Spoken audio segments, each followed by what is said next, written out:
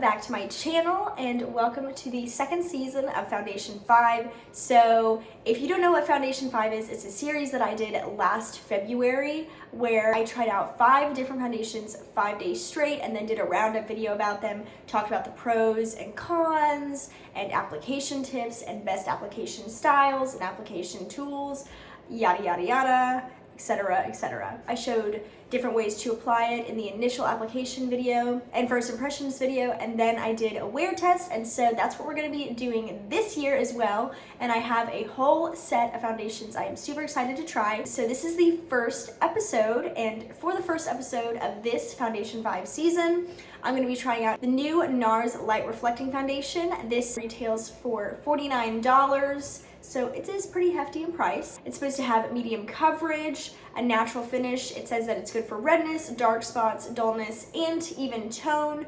I got this in the shade Mont Blanc, which is light 2. So I'm going to be doing a demonstration of this today and trying it for the first time, doing a first impressions. I'm going to show you me applying it, then I'm going to show you an outside shot or a natural lighting shot, and I'm going to wear it for 12 hours straight and do check-ins for you guys so you can see how this wears. Without further ado, let's go ahead and get into the video. So I'm going to bust this open, and by the way, I got this in the shade light 2 Mont Blanc. And I think it's actually a pretty good shade match. I already took it out of the box just to see. And based on the actual packaging, I think it'll match pretty well. I do know the Nars foundations typically run pretty yellow, at least in comparison to my skin tone, but I think that that's been kind of a complaint for other people. By the way, sorry if you can hear my space heater. It's really cold in here. This is one of the coldest rooms in the house, so sometimes I need a little extra help on the heat aspect, and also I'm just a naturally cold person as it is. But what I'm going to do is I'm going to do one side of my face with this Blendiful. In last year's Foundation 5 series, I used the Tati Beauty Blendiful, but Tati Beauty has been completely closed, so that is no longer able to buy. So I'm using this dupe instead that is available to buy on Amazon, and I'll link it in the description box down below. And then the other side of my face, I'm going to use a brush and then smooth it out with a sponge and see like how it looks with like a brush application. And then, of course, I'll be still testing each of these foundations that I am testing for this series out after I do this initial recording, and then let you know in the final Foundation 5 episode, which is like the roundup video, how like it applies with different applicators, what's the best way to apply it, etc., so on and so forth. So I am going to pull my hair back, I think, with a scrunchie just because I don't want it kind of getting in my face. But I'm going to start on this side of my face. I do have some hyperpigmentation from some past breakouts there, and kind of like a past breakout that I had last week down below. So we do have some stuff to cover. Also, I'm feeling a little bit puffy. My time of the month is coming this week, so sometimes my face gets puffier, and like my hyperpigmentation appears more during Shark Week, as Thomas calls it. So sometimes it shows up a little bit more than it would during another week, like a typical week, but it's actually kind of good for like foundation videos like this, so you can really see like how much it covers. But that's enough babbling. So I'm gonna just take this on my palette, which is like my candle lid. It does have a pump. It sounds liquidy. Let's just take some. All right, so I'm taking it on my Blendiful, and let's just see. I do think that's a pretty good match. I have some heavy dark circles today. I didn't get very much sleep last night, so we'll be relying on some concealer for that.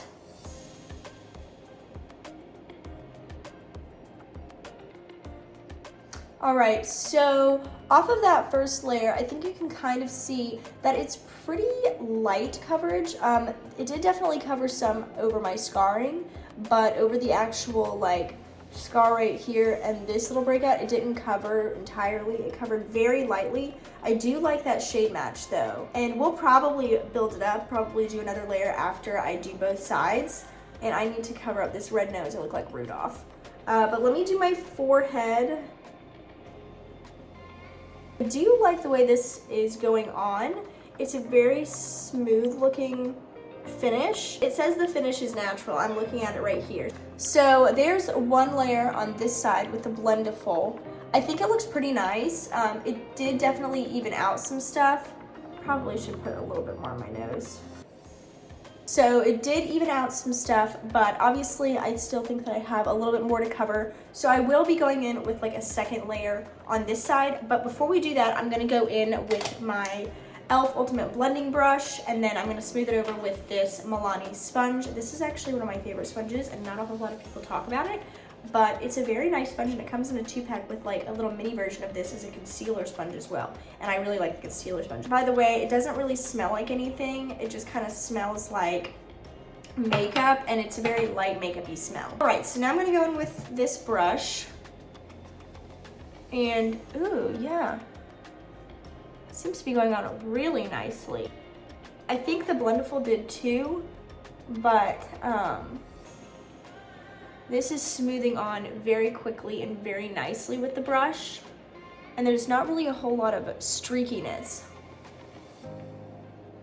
By the way, in case you're new here, I usually use this every single time I wear makeup, but if I use a brush, it's typically the e.l.f. Ultimate Blending Brush. It's my favorite foundation brush, and I like to use it when I'm trying out foundations, like new foundations, because I like to see like if maybe that makes a difference with how it applies.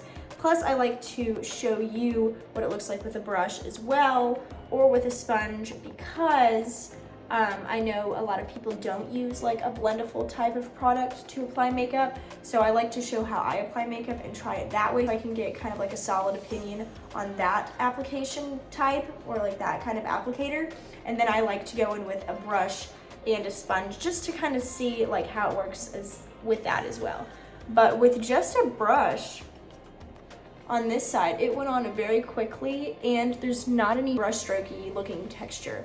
I do think I need another layer, but before we do that, let me take this and just see. I mean, I don't really need it, but I want to kind of see what it does. And on the days that I like continue to try this, so I can give you like a really solid opinion in the roundup video, I also am going to try it with just a sponge as well and let you know how that works. So I'll have 5 videos. This is obviously the first one, then I'll have 4 more foundation videos, and then on Saturday I'll have a roundup video that goes up. So I really don't think the sponge did anything after the brush, because the brush pretty much applied even layer without any strokes and streakiness. So now what I'm going to do is I'm going to go back into this and do another like light layer on this side and see how it builds, and then do the same thing on the other side.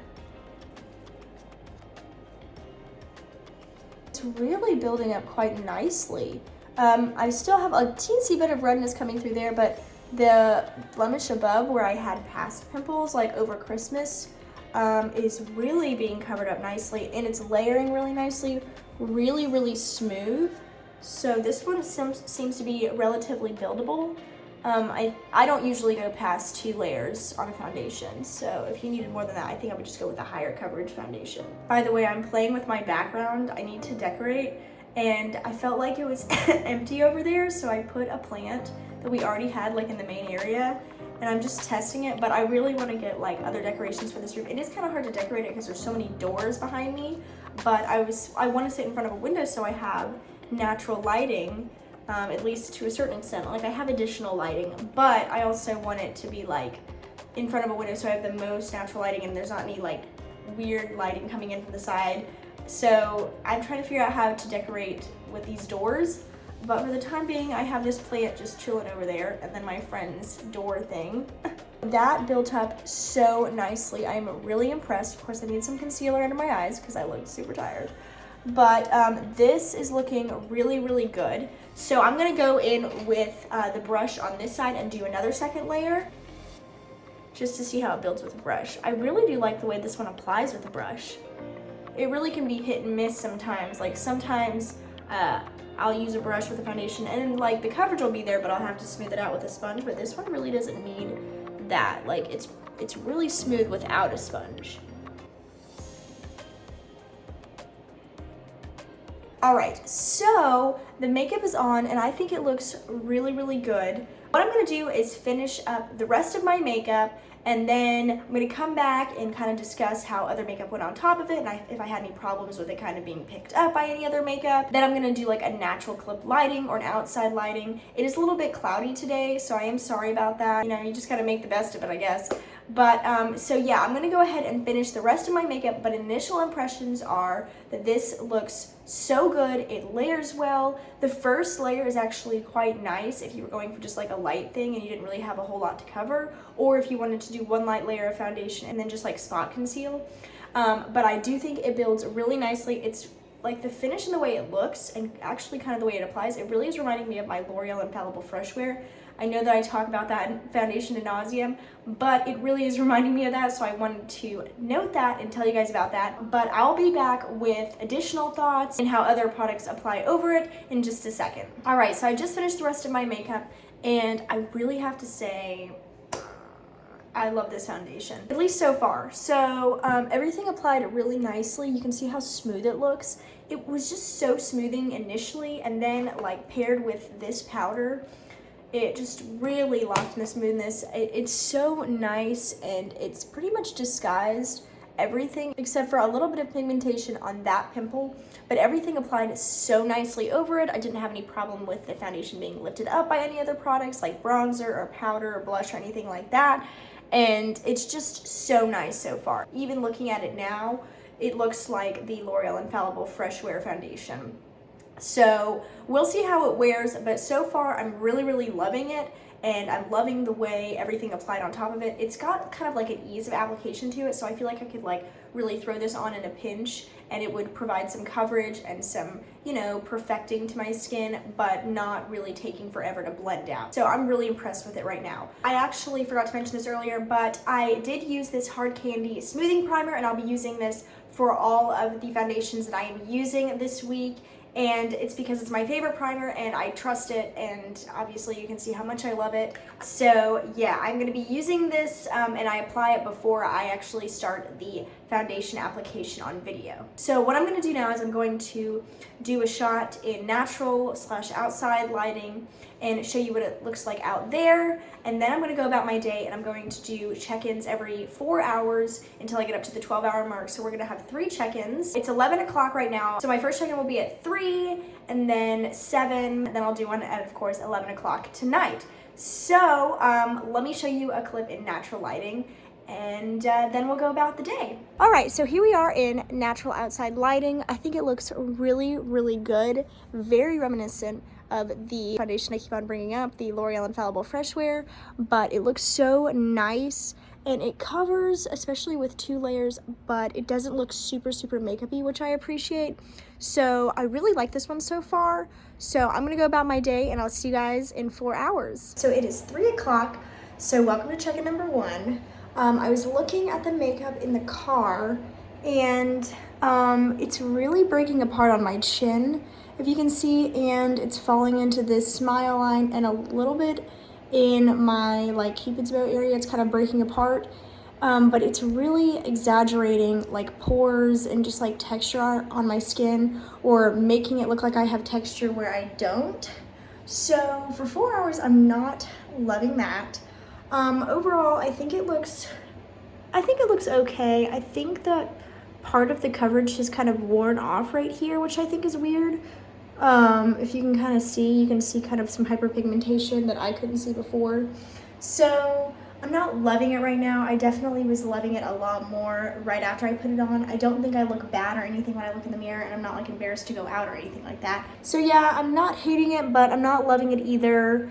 It's just got a few discrepancies and some issues, but we'll see how it wears on. So I'm gonna go continue my day and see you guys at 7. All right, so it is 7 o'clock, so welcome to check-in number 2. I have my mirror here to look at real quick.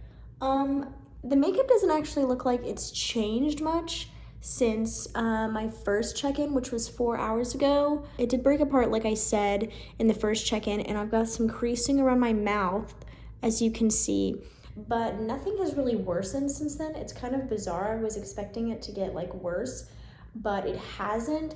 So this marks 8 hours, so I've got 4 more hours to go, and then I'll do my final check-in. But so far, really nothing has changed, which I actually kind of found surprising, but I'm pleased about, although I wish that it hadn't broken up on my chin and kind of creased so early on in the day at the 4-hour mark.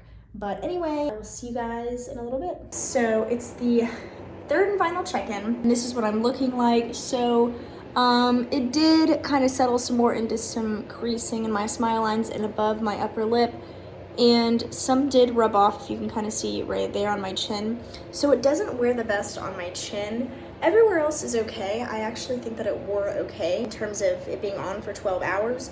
I was a little concerned, obviously, at the 4-hour mark, but it doesn't seem to have gotten like as bad after that as I thought it was going to based on the first check-in. So yeah, I'm not in love with it. I'm gonna play with it some more, try it with a sponge and my fingers, and update you in the roundup video. But I'm not in love with it, but I don't hate it. So I'll keep you posted. Hopefully it doesn't break me out or anything like that. I have sensitive skin, so that's something that I always have to worry about. But as of right now, I'd give it like a 6 out of 10. That is it for episode 1 of Foundation 5. I hope you guys are excited for the rest of these episodes and for the rest of this series. I hope you liked this video too, and if you did, please give it a thumbs up and hit the notification bell down below so you know when the other episodes go up and any future videos go up as well. And please subscribe if you're not already. I hope you guys have a great day, night, weekend, whatever, and I will see you guys in the next episode.